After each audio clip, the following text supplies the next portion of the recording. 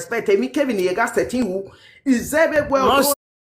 Sylvie Euro all the Benji we no na de we tell you bro na we tell you presenter so we atama go togo fi anwu because of say yakin inu me asetin je ja fi egberu aberu ni nene no moto eme hin moto na ba mo no ba mu ju hu e do na o ye do pataki hin me ti de ba mi ri ya daga iwa si vie ye gbe ogwi yen eni ka o gere do gba o ge do owa fi peje gbe owa tota many things come on when mutiane vie because oga know what target so near ba we man ko ni so when ma say ka ma ye o we wa ke be no jaro be go ka oni Iyore no be mo say I ka me mo mi o bobo heni roto na do e mani hu si ve do ate we ni e be do wo na e ve no wa mo kin ya oga sari to kun bo no re na we yan ori ati le la sari to kun bo oga obi ebo abe Iyore no be mo say mi ni be gbe si e lajan mami la ti we ma be oga sari to kun bo no re we iwe do fi yan ati le la sari to kun bo gbin na yeah o be la gbin na owe boyde ebi owe na ru anu kemezi na ru weze uwu do beva asari to ko so we na ru anu kemezi ya to joko so ne daru ma ladian weze ebe no jaro ni opa nwe be ni en kwa jaro ru anu kemezi o igwe we eze ladian va ya ja o meri o na no bote wa mi o ene a me mi o de o la wa da mi o ne mommy go ni be no jaro we gi o ko so ene no gi oba iwa me na go iwa pe na ru aya ladian we na do mi egbin afo yen na no we how you do me the me na we do we Kevin we atate me o we ma o you do me na ije me egbo akia o do ruta ngi yen ni se do we bo gbe ni ayi la te awa lo to be ti awa la de everywhere ja la de o ta wa sari to ku bo ge me ni vie do nwa who does that la wala me setting go ave ni ana mommy go agui ye me no ide no jimano e hosti we edo pagbe wa re ta wo eso ni Iyore no bi omo se do awe mi ke mi we ni eja mo gin egwa no edo gboto leva seva ni ana gi do akara iya tie mo ki face ogun oba ebo pa mu gbin ave ni time wa edo pa we ebo ne do ya wa kokomu lajan over 700 obovo hen bovo hen ni roto ne do pa ni rikikendo eso wa bele boni e wo we no egi ma ke kaniga arriba wa mi o ya je beti e fore yana via je petin mi yana ya mu ya fo uno de lagui I block de na e boss ma gbe mo to papa ni wa agree o maybe hey e ke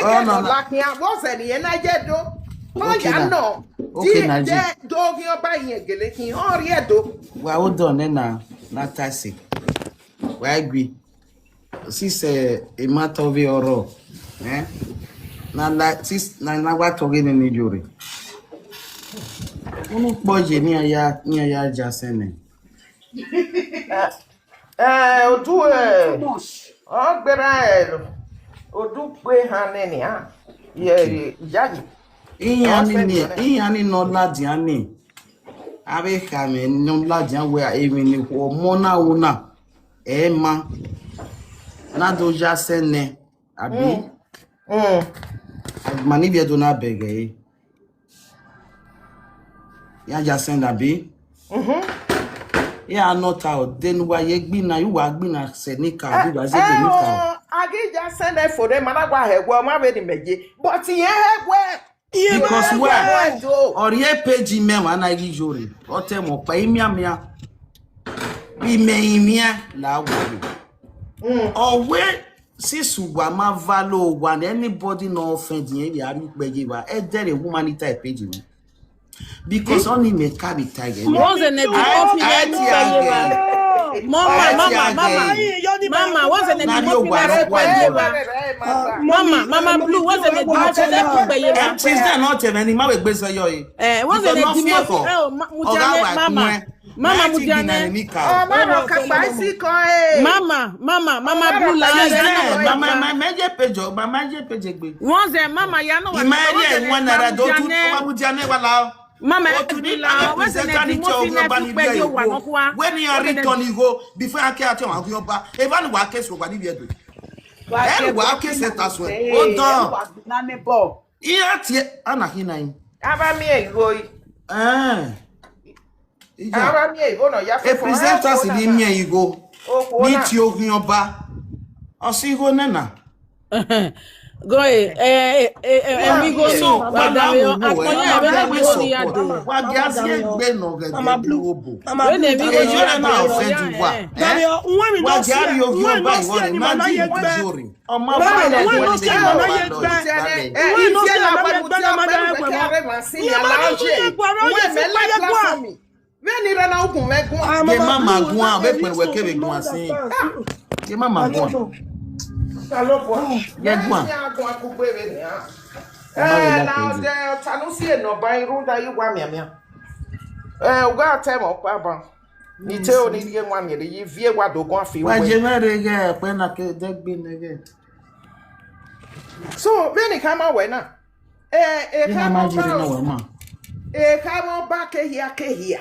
Agwata na obobo he no roto na do. Me dana me egwe One me imagine social media ne egero na we ofeli avon ni saladian area ikolona lian kialadian boni ya no wa be wega ni ya fafa agbene o gidi no ko we na weta na maka ma inwe na no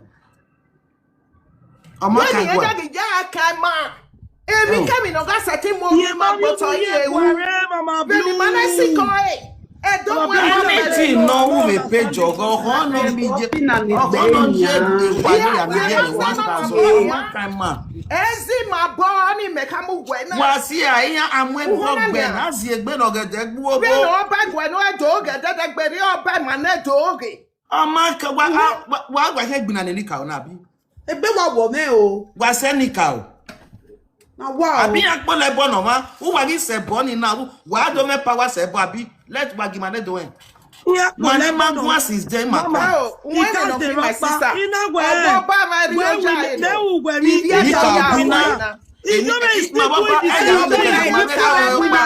me different ni baba gajo da no ke gwa no edo vi no po ni ma to ki abore na ya me make example na wa o wa mu dia na wa je ru opapa gun when me no ki my sister Iyore e ki aseti wa alaja be dede gbe no ragbon do ajoja ni ma o pa wa hia be do ajoja no hia gwa no edo nene ni ka o na tie boje ni no o ja no asi egbe wa ga gige egbe wa wo me mommy ya ma Iyore da wa ki kwa no ni si Iyore wa ki kwa no ni even ni wo ni si Iyore I bet you mama eri ma tie ne azegbe no gede gbu obo e ni ni me ma ni ibe wo Iyore da iya blogger ihe blog uge blog mama but ngwa ga mama princess na send egu me toge ma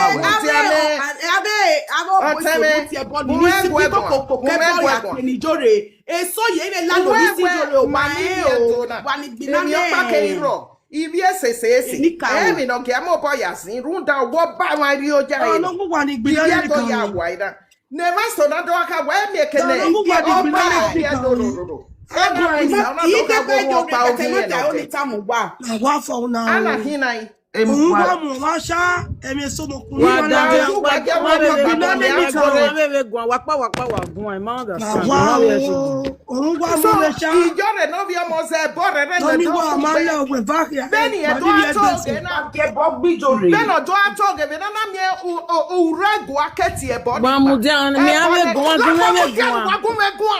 Wage mo me mama sin urwa ake mo bon gbe apa e bone gwa ma die ITV mu EBS mu e bone gwa ma ri obogi ni amadie akure gwa ti e pa urwa gwa ake mo bo ni gba wo kin oba na Iyore no be mo se me ave no tapa wa ya mo keke hi afefefe ye ga ye be no do a no mwela no do a toge gwa we iya mamo ebo ni ego akele die we na ori ego no ego mi ave no ta pa wa Seven si minutes. Ma ta mo be yo le wi ko bi go gi ni ya mo ebo gbin. uwe si o se Yeah, mana yeah, ya yeah, ma yeah, ko yeah. se Ijo mi ba ya bi su pe. Sebe no ya fi pe de gbe. Data be O se ma na ye razo. Yeah, get my gun. That is the problem. Where get my gun? Abokia. Láwo wo ma be wa ki o ma gun wa ko mo mi wa. Ima me ma do ro pa nu yi but e so mo. If you láwo wo ga gun ara o. Ope lo pe ta Me ma tu wo nu ji my sister. E merci me tu wo nu ji. Wa be wa wo. Merci Awo ti ba ni me wo to si. Ọmọ mi ni mi ave ta yo, mi ave no wa ta. Wa get my gun. I'm your tore wa e. E mo mi e me. Iye be do ni ma te bo Okay, tell me be si no ga recommend section. Ivie iya gun. Wa Me get wa my na gun. ni me ya asa wa. Wa gun mi ave no ta pa. Wa gun no ta pa. We control platform now. We control platform. Mama, we na be help me control be wa. Ọmọ mi platform we na e de. We u tell me opa ba mi no ja me ya la to ku. We na la wo ni do me platform we na ri Iyore. E worry, when you be la ma yi give me la. Because Because the dara ni do mo abi already do je da mi me we gugu wa ta direct. If you da mama. mi ano wata o. Wa be wa wo wa ko yo itu wa. Ya no wata pa. Lu we ke no ta pa si ba ya ma no ta pa no ta yi bi je me. Wari last if Ya no ta pa ya no ta ku we ha to ka pa. Ata mo da mi ha no Okay, ta mo da mi. once na me we edimo fi bona ya tie once na me edimo fi e fu pege gwa we ni Iyore fu pege gwa yo nu wa ko yen re O sa lo bo ade ba wa bi je me. yo nu wa ho yen re ni mama mama blue ota bona wala wo platform yen na wa ge do mo are kini ma yen wala wo wa respect e o make no Na ibo e bi na. ya ne wasari to kubo ladian we me Merci, ma edimo fi la platform fu bi na TikTok fu pe die ave kan Na me ye mo e bi na ki mo gbe ba. O sa mo ba mi ba je. Mommy make no one. Also put what time I say we mama David John Iyore lassie. Can Ma you gbe platform mo gbe ba. E ba do e akwa e ba wa me ya ye platform mo ge ya grow wa ya. ya be gi go be ba awe awon re especially money ko ni rugwe na mo yin me wa di Ata ma mo mo da mi yo. me if you my sister who be la wo you know we are there ope ke wa kere platform me ba ni wa be ka me mommy ni mommy ya relax ime dala o na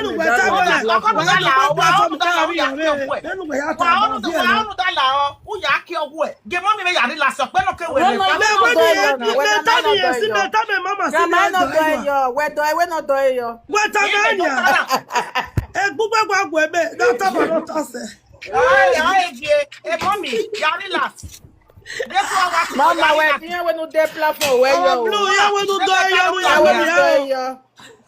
Ebu agbo ba gogo tiyan we no do yo. Yari last because comment section na do yo a. Egbe ma no ra are no pa. Comment section na do yo a. Ba me nya hian me egbohu. When ya ki ogun yari last mommy. Here we no. No we comment. When ya ki ogun be platform bi be. If you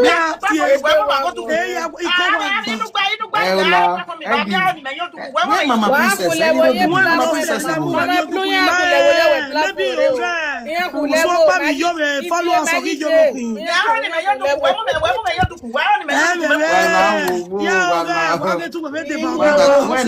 Mama, apart from hold on. That's why we might go there. Yeah, we cannot go there at matter. And I matter.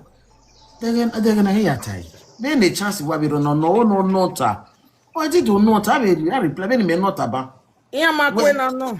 Where my IT wa me ti se nika wa. Then me yanwa. Ya wo buy nika ogbina. Okay, I work bo lebo nene. Imagine do move fast than my bazebo ne. Mommy, I want to ask you, can you resist? I'm not here, but me. No ba me oge na po la webo ne. Ipo la webo ne. Oye, unya. Me odine, o ye do bahin. Maybe we might believe it, but no, sir, no, You won't believe it. Unya, even. mommy, I swear, what my boy, baby. my sister, say I'm here. Like, my body, you have my point, but I'm not point to be lawyer. Yeah, but I said, Tony, when they probably do us out. Because they might not report or work back. The only bubble guy will talk about what bubble guy. Sister Iyore, la wo go. Give me baby agun. Oh, you know what to buy it up. I can't hear background. I go me, I vibe. Oh, you know what that you do about bubble guy background. You can't hear. I can't know you. Maybe a cat will not be. Oh, what bubble guy? Hey, Boko, brother. I want to know under my sister. A platform now on young bear now. God no now. E maro gusi wano. Sister Iyore. Mama, ya we mo so bo no kilo de platform. E mani bumu. Sister Iyore, e mamu la oge mari agun. La ho. La ho ge ma agun. Mama not ready no page okay we no go you know or no go see. But the voice well low. Dusty. Okay, Mama Blue. What? Even weta emere yegbe ya deba. Maro pa ebo. Aga mu ebe ni me ya wanre ve do vi ogbe mehi. Aga mu ebo gbowane. Aso mani ae. Emi no come ani say o ma suppose nuwa si mi o tege neto. O ma suppose nuwa de ga gun ajo ato. Why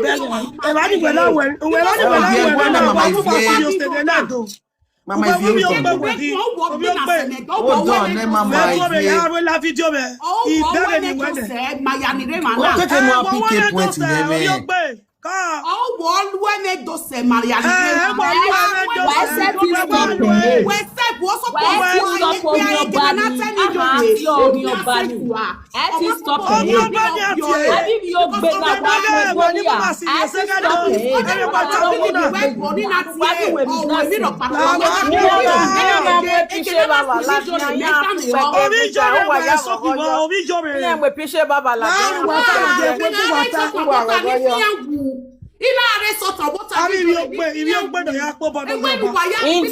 if you want to get Baba la then you feel like ya go yo. I'm telling you.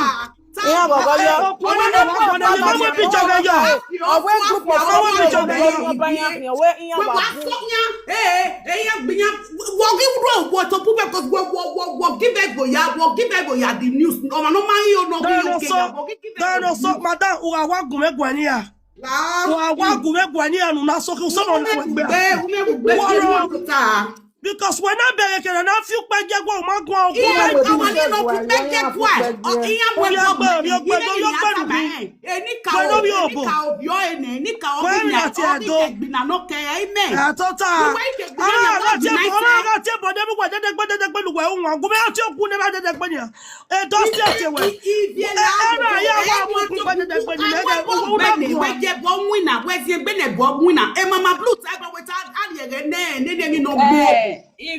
if you where we are the Iyore ni oh yeah support Iyore donate to stop oh you beg Iyore 200 euro 300 euro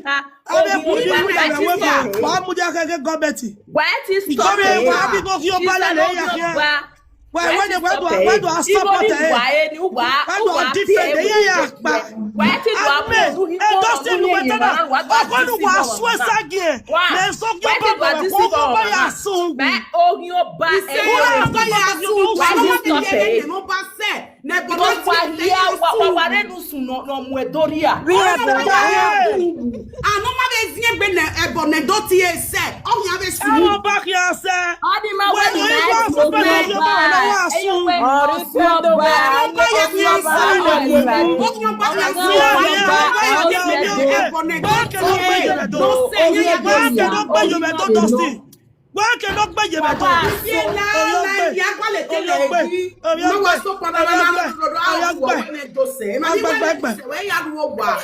Why do I like you? Papa do I play?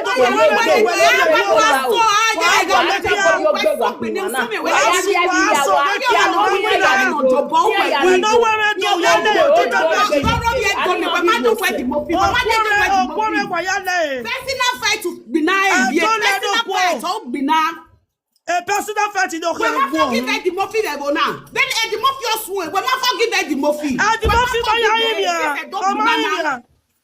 the Murphy tell me I must fear the Murphy. I must fear the family. Oh, you tell but no bar. Oh, you tell but no to no head. When I get out your bed, where and where town down.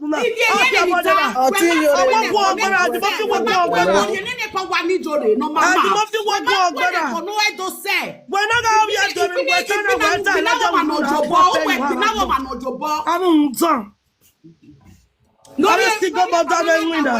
You just have maybe 200 euro do about 200,000. 200,000. You have your bar. The men now we go to see. Only be my 50 years ago. I give a weapon. Yo, Mama Blue.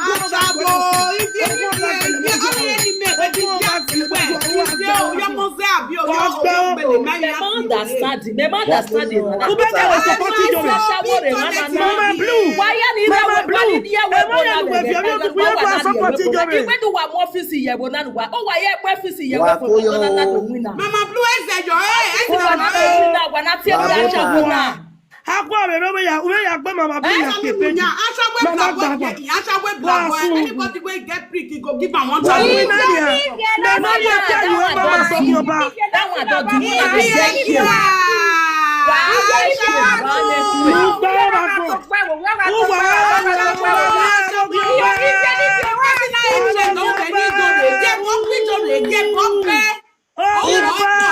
Wahia bota o. Wamudia. Même moi de pas vieux ba ya vieux pas jagwa. Ogo ga gbele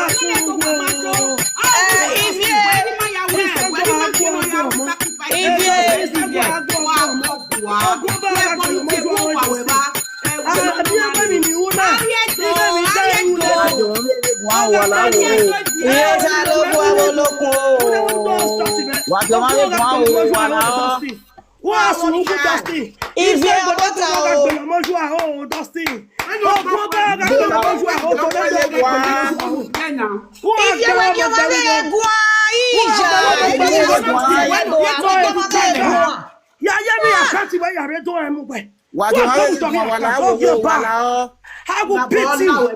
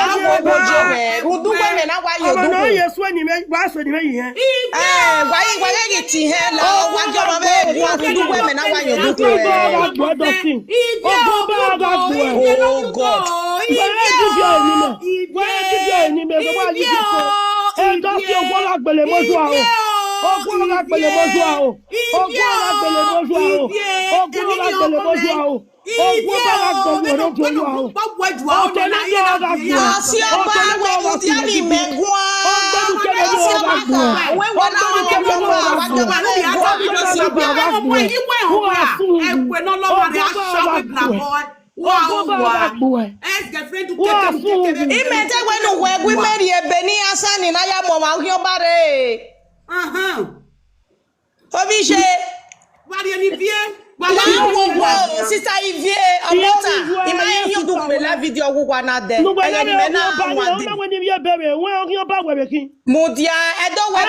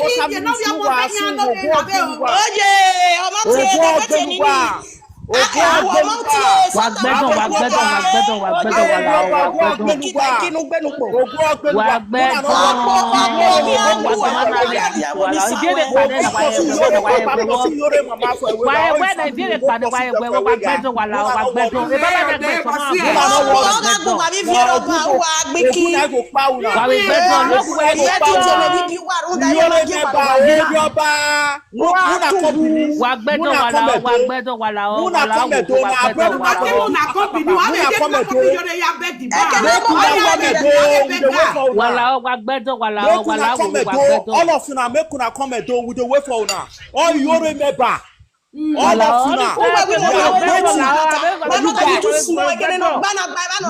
You too Wahala we man your brother.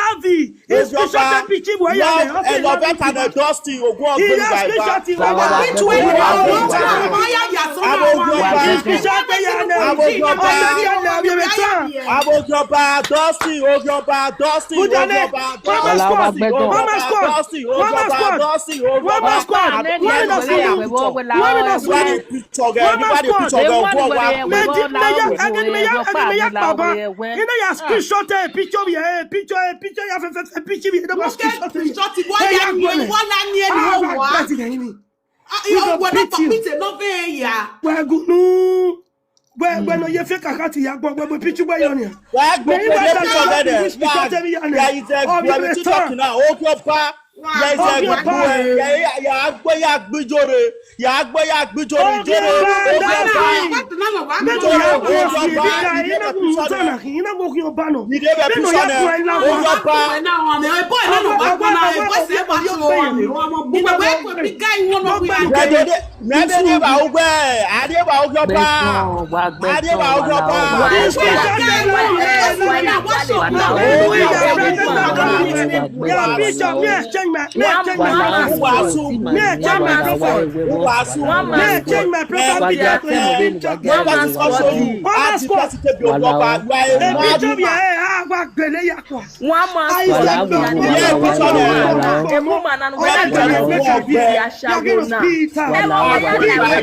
Office when I say the winner, it's no water. Office when I don't win a rebel now. When I see your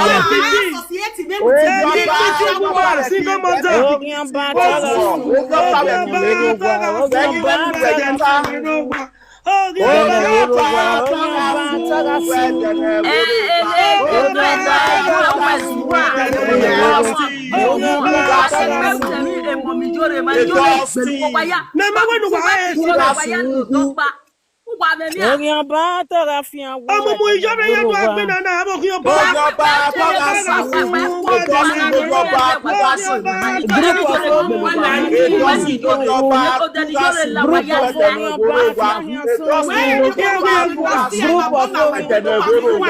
Edosi Ojoba Togasi,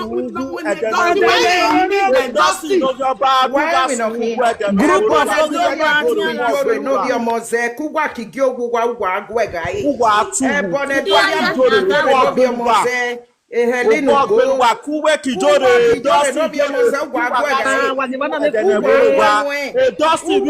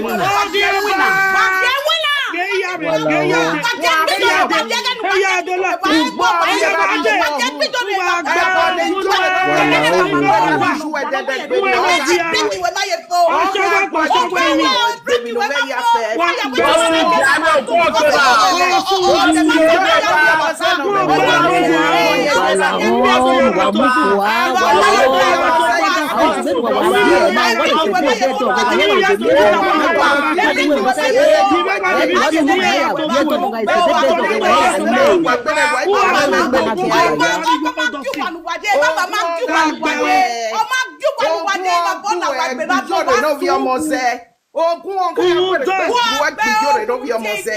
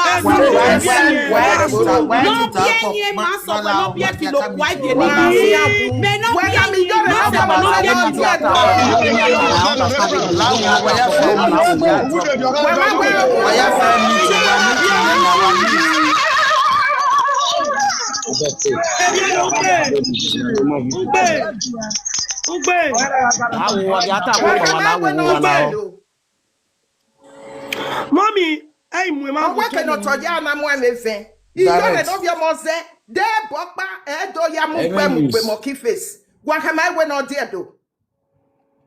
Amen use EJ, amen use. Mama, we be ga na je mama ivi. Amen use. Amen ya fe water so ma make sense. E me gbege, madam wa. Oh mama. I just when if you ask me we ko afian because me I am a rock, but ma make sense. Oh okay, mama Damio, when me cat me na make sense. Mama, Damio mama. Emi jobe wu ma. Ina we ema ya ni wa bodu kun. Why agree but you will not understand. You will not understand, mama. If you jobe na yakin, they will just come here and discuss as a yes connect bewa. But in your mama, okay, we were not see when my women in jobe wu magba una tie boyo. But oma do have a platform where do where agboya no tie boni jobe ge unwi jobe atogbin unwi are to jobe. Then you leave those kind of people on your platform. Mama, like BJ. Mommy. A matter now, maybe not quick we book with your man. I want quick we book or make him saving. I don't know. Make him saving. I don't know. Okay, go while living in me. Where am I rest of mine? Make him saving. If you are seminary man, the attack when we have water, so make sense. Now cover viewers because we are in the boom depressing one. Me kata be no able to view no. Me kata is not able to view no. Because I am more party mommy, we should say the truth oh. Mommy. Make a public platform me. I don't do it for view. But mama, I don't know me so well as a the respect, mama. Yes, mommy. Respect. Well, I'm going to a topic in area ogenugi. Yeah, I'm going to pania tana. But here, George. Okay, this a fancy urinary. On a guana eve gua. A settlement magwala. Adima, Nigeria. Mommy. Iyore ha, mama. E fast ogi jobe mani lele yo pa no support ogi no mommy. E boy yan na we understand yan de Iyore gwa we. Mama take understand the mama don't understand. That is it con kama. Piano. Non ona gwa ebe gwa. Understand? Na suffer me ya. My girl agbele kian forever. If you enter house, my girl agbele kian forever. Sorry, my Iyore gwina tere mi aka we to bali mi. Agbele kian forever. Who was agbe one more gbe we go. Allah oh, it's okay. Ya mu wala dugun. Why ya wa drop. Oh, for now, mommy, my way work awaro dukune. Ave poppy see you when you are tele yija. When na via we ja ni akara we uje ya gbo a ibi ya me iwi me oba ona ya gbo fo me yina me oba ama mo gbo me mo do me oba I me oba everywhere goes. Stop, back, kiki. Where are you now? I can't dare yet tomorrow. More saga women. Now I'm the saga. You don't know me. Who will tell me I was saga? I love you. Mama, if you want to shut on, Mama, mommy. You are when we are the Tina and we are busy where you are. Your brother, me. He know your barrier team. Any car not on it. Dega ina we go win na yati o. Uwe win na banana. How about we not? You try mama. Mommy, ama wa ebe we bo.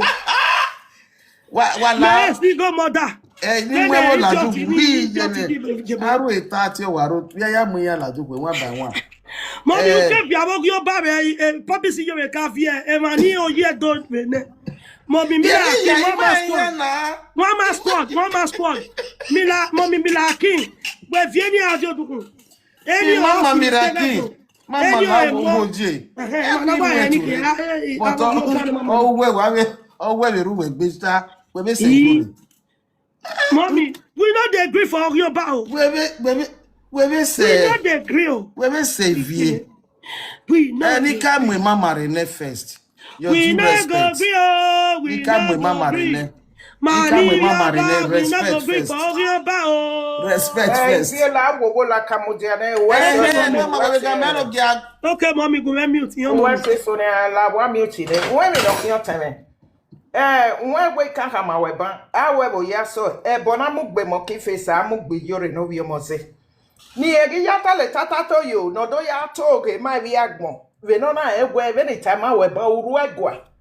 I keti a bonicba. Yasuro pota, yamo sete Josh over here.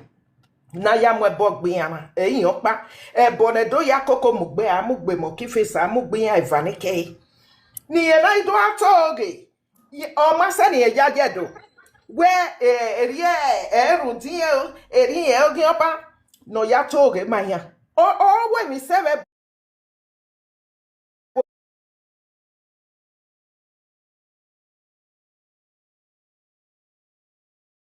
o si e we mi la mutiane vene he we begwa be no ojoja no ogien gwa no edo dedegbe eri oja ne kai mo ba ogien eri oja no gie obobo heniro toredo eri oja ni matobima eri oge no le leken Iyore no bi omoze ga egwe bone na mugbo gi oba mugbi we egele ogi oba we no kian wedo eri aja we mi ye Africa country here umi o enania wogi daji wogi ze we are do honania ogwe ekenoto ye ana mo emeve ebo yati wogi oba yunupo no kin yati wogi oba Bogi de Kenoedo, West Africa country, inigo get ticket.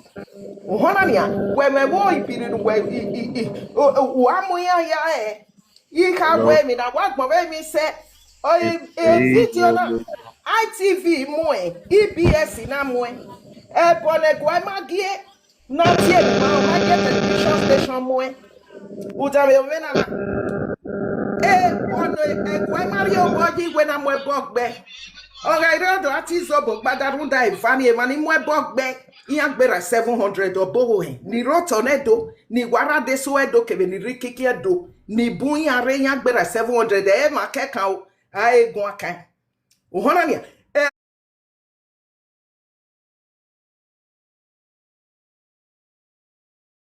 Bonnie. When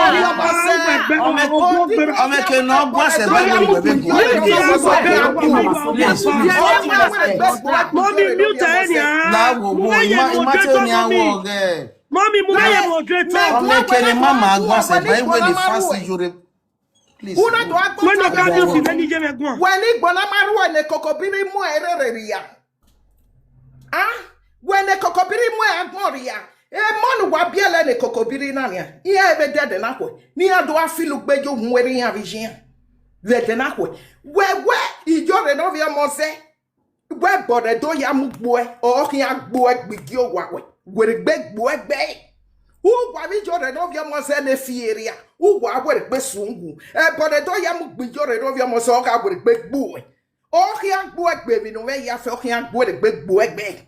Evi no jame Tony mena ki o hamamwe udo agbota yomonu venu wo we mo e platform we na we no ko madam no ya we bo dan gbe bo e bo da fon we je we bo do hu iwe eyan ya mo bo na do ya mu Mommy Sonia ya wo go me mommy Iyore na we na go bo chani we kete ba ya to aso moderator mama Sonia la wo go je Mama let everybody come down. Make close the platform. It's okay. What's that? The 5 seconds.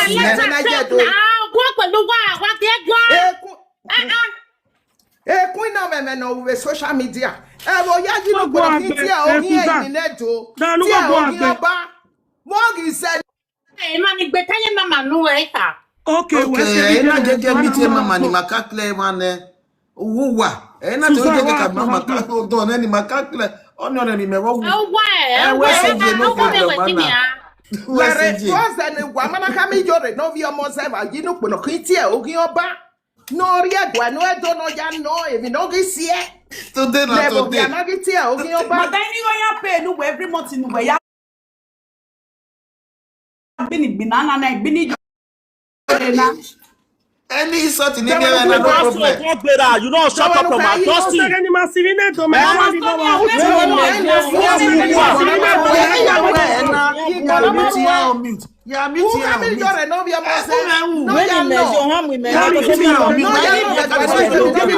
Give me more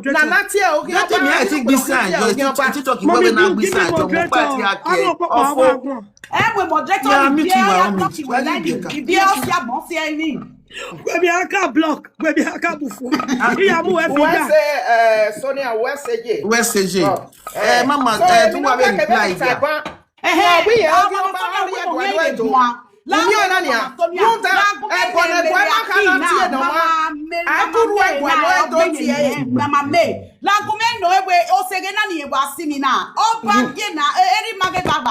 Okay, not any. Ya di do bueno.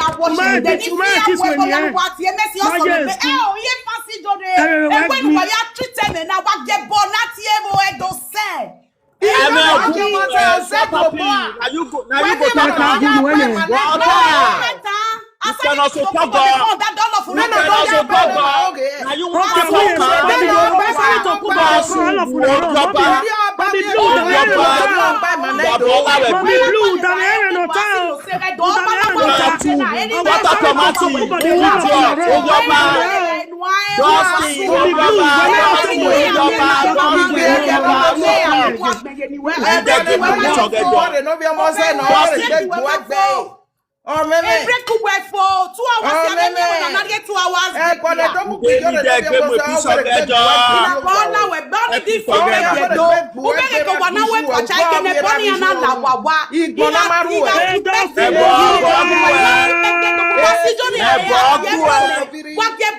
Find the way, okay?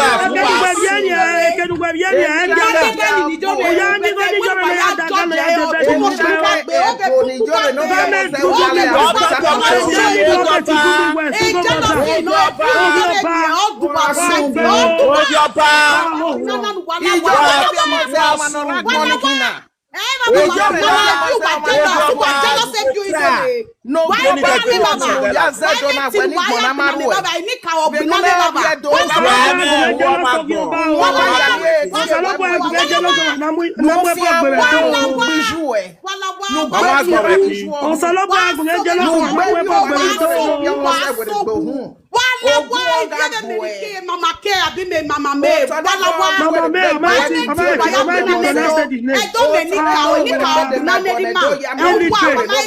Illiteracy agbo. Where am I when all dear do? Go Where Ashago ni amenu we ya gun Ashago boss on we. When When Ashago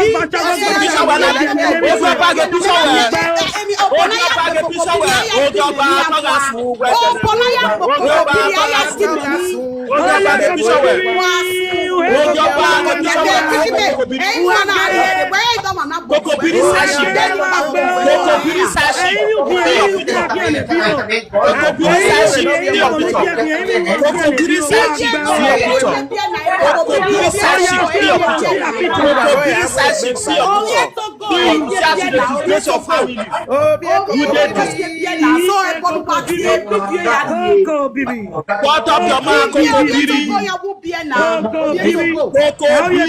Kokobiri Sashi. See your picture here. See your picture here.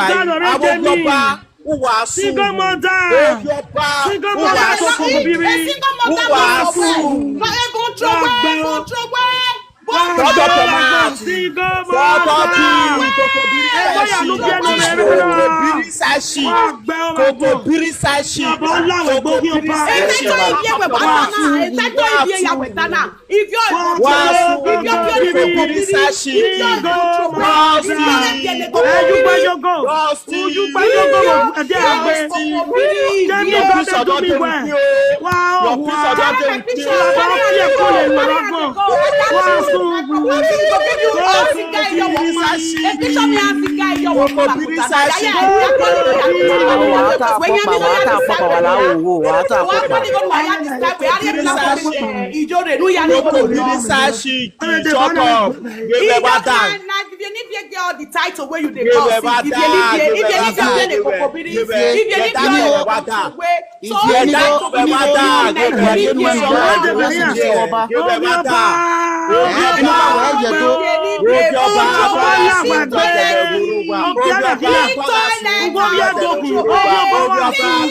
you